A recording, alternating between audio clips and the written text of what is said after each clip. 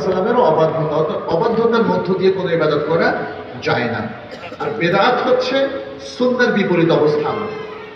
আমরা বললাম ইবাদত সাব্যস্ত হবে কোরআন সুন্নাহ দিয়ে, তাহলে সুন্নাহর বিপরীত যে অবস্থান, যে আমল, সেটা হলো বেদাত। আপনি একটা আমল চালু করলেন যে আমলের পক্ষে কোনো দলিল নাই। যেমন বললেন যে রাত 10টায় এই জায়গায় এই পিলারটার কাছে যদি কেউ 10 মিনিট দাঁড়িয়ে থাকে তাহলে তার 1000 সওয়াব হবে।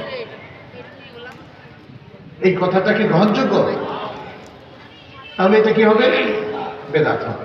কেউ একজন যদি বলে যে আমরা তো এতদিন রুকুর মধ্যে পড়েছি সুবহান রাব্বিয়াল আযীম, আর সিজদার মধ্যে পড়েছে সুবহান রাব্বিয়াল আ'লা, এখন একটু এক্সচেঞ্জ করব, রাজি হবেন? কেন রাজি হবেন না? কারণ হাদিসের মধ্যে রাসূলুল্লাহ সাল্লাল্লাহু আলাইহি ওয়াসাল্লাম আমাদেরকে রুকুর মধ্যে পড়তে বলেছেন কি? সুবহান রাব্বিয়াল আযীম। আমরা এটার বিপরীতটা করতে পারি না। আর সিজদার মধ্যে যেটা পড়তে বলেছেন সেটাই আমরা পড়ব। সালাতের মধ্যে আমরা শুরুতে তানার পরে কি পড়ি? সূরাতুল ফাতিহা। আর তাশাহুদের সময় কি পড়ি? তাশাহুদ বা তাহিয়াতু পড়ি। এখন কেউ যদি বলে আত্তাহিয়াতুর জায়গায় আমরা সূরা ফাতিহা পড়ব আর সূরা ফাতিহার জায়গায় তাশাহুদ পড়ব, গ্রহণযোগ্য হবে? কেন হবে না? আমি সেই পয়েন্টে আপনাদের সামনে একটু হাইলাইট করতে চাচ্ছি। কারণ হলো আল্লাহ এবং তার রাসূল সাল্লাল্লাহু আলাইহি ওয়াসাল্লাম যেভাবে প্রেসক্রাইব করেছেন, প্রেসক্রিপশন দিয়েছেন, সেইভাবে আপনাকে মানতে হবে। যেভাবে আপনি ডাক্তারের কাছে গেলে যে ওষুধটা সে প্রেসক্রাইব করে, লিখে দেয়, প্রেসক্রিপশনটা দেয়, আপনি কি সেটা ফলো করেন না? করেন। তবে এটা কি মানে আল্লাহ এবং তার রাসূলের মর্যাদা কি ডাক্তারের মতো নাকি আরো বেশি? অনেক বেশি। কিন্তু কি নির্মম পরিহাস, আমরা ডাক্তারের কথা খুব কেয়ারফুলি মানি কিন্তু আল্লাহর কথা কেয়ারফুলি মানি না। আল্লাহ কি ঘুষ খেতে বলেছেন? সুদ চুরি করতে বলেছেন? দুর্নীতি, অন্যায়, জুলুম? তাহলে এগুলো কেন করছে আমাদের সমাজের মানুষের? তাহলে আল্লাহর কথা কি মানা হচ্ছে? হচ্ছে না। প্রিয় ভাইরা, এইভাবে অন্যায় করার মধ্য দিয়ে আল্লাহর ইবাদত হয় না, আল্লাহর আনুগত্য হয় না।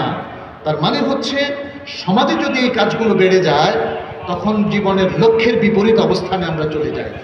যেটি আল্লাহ সুবহানাহু ওয়া তাআলা বলছেন, ওমা খালাকতুল জিন্না ওয়াল ইনসা ইল্লা লিয়াবুদুন। জীবনের লক্ষ্যমাত্রা নির্ধারণ করে দেওয়া হয়েছে ইবাদতকে, অথচ আমরা ইবাদতের বিপরীত অবস্থানে কাজ করছি। আজকে বাংলাদেশের মাঠে আপনারা দেখবেন বেদাত হয় কি হয় না বলেন? প্রচুর বেদাত হয়। কবরকে ঘিরে হয়, মাজারকে ঘিরে হয়। আমি নিজ চোখে বহু জায়গায় দেখেছি মানুষ মাজারের সামনে দাঁড়িয়ে পূর্ব দিকে সেজদা করছে। জিজ্ঞেস করলে বলে এটা আল্লাহর জন্য যে সেজদা সেটা না। তাহলে এটা কোনটা? বলে এটা সম্মানজনক সেজদা। মানুষ কি মানুষকে সম্মানজনক সেজদা করতে পারে?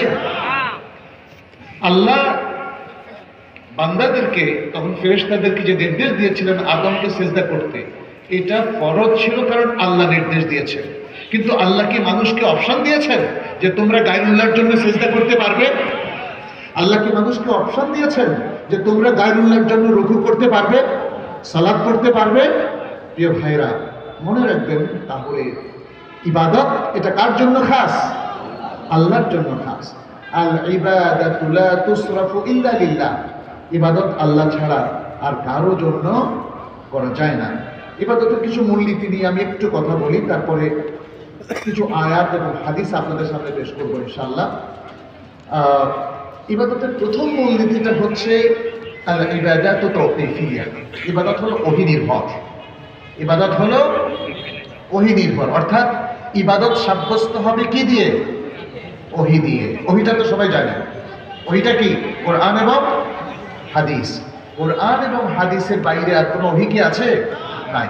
তাহলে ইবাদত সাব্যস্ত হবে হয় কোরআন দিয়ে, নয় হাদিস দিয়ে।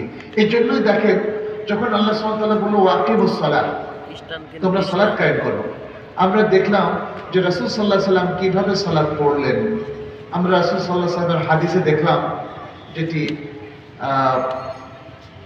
একটা বিশুদ্ধ হাদিসের মধ্যে এসেছে, সহিহ হাদিস, যেখানে রাসূল সাল্লাল্লাহু আলাইহি ওয়াসাল্লাম যে মুআয ইবনে জাবালকে ইয়ামানে পাঠালেন, আহলুল ইয়ামানের কাছে পাঠালেন। এই হাদিসটা আব্দুল্লাহ ইবনে আব্বাস রাদিয়াল্লাহু তাআলা থেকে বর্ণিত।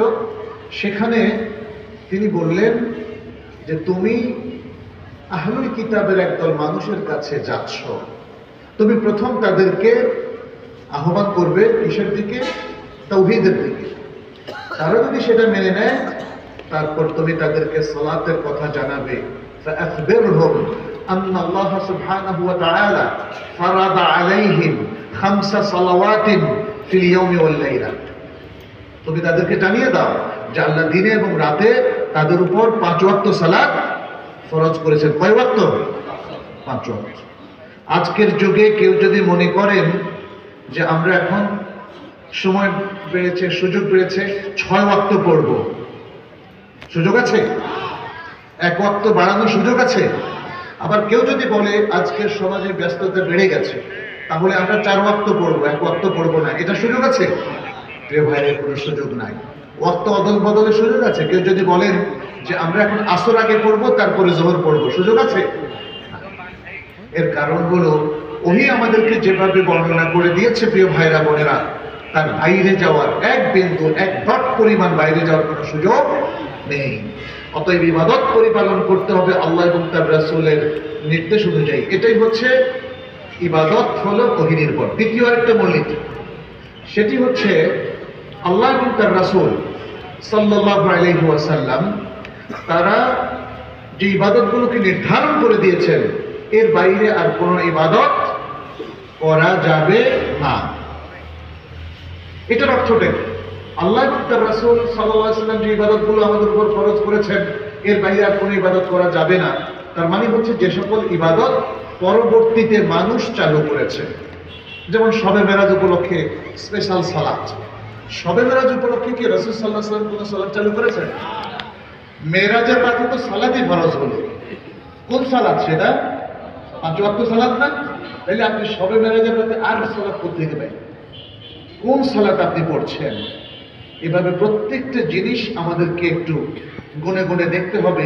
যেই সমাজে প্রচলিত আমলগুলো যেগুলো এখানে হচ্ছে, সে আমলগুলো কোনটা সঠিক আর কোনটা বেঠিক, মিলাবেন কিসের সাথে?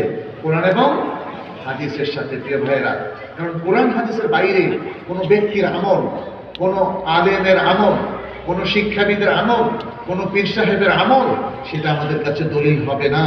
আমাদের দলিল হবে মা কাল আল্লাহ ও মা কাল রাসূল, যেটা আল্লাহ বলেছেন, যেটা রাসূলুল্লাহ সাল্লাল্লাহু আলাইহি ওয়াসাল্লাম বলেছেন। তাহলে দ্বিতীয় যে মূলনীতিটা আমরা পেলাম, আল্লাহ